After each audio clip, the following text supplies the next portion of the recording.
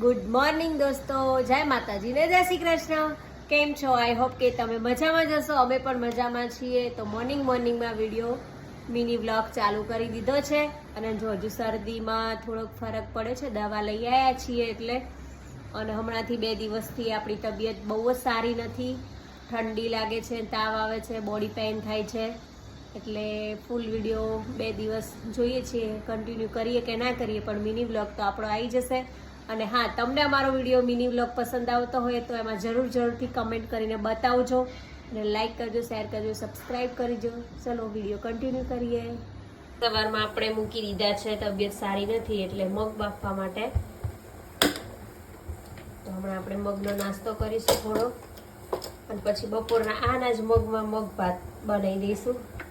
તો એમાં મગમાં આપણે હળદર નાખીશું એટલે સારા લાગે કલરમાં. અને કુકરનું ઢાંકણ બંધ કરી મગ બાફવા દઈએ. ચલો, તો અહીંયા આપણી મોર્નિંગની સવારની ચા બની ગઈ છે. હવે ચા નાસ્તો કરીશું. આ બાજુ આપણે મગ બાફવા મૂકી દીધા છે સવારમાં.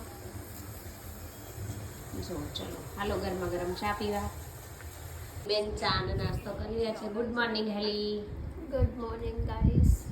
તબિયત કેવી છે?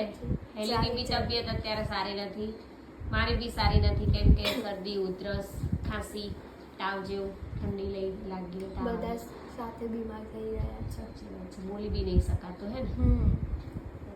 ગળું દુખાય છે. લાઈતા લો. તો જોઈએ, મેકઅપનું કામ ચાલી રહ્યું છે. સવારમાં કોલેજ જાય છે હેલી બેન અમાર, તો રેડી થઈને જાય છે મસ્ત મજા. તો તેની વિડિયો લેવાનો છે. મસ્ત બફાઈને રેડી થઈ ગયા છે.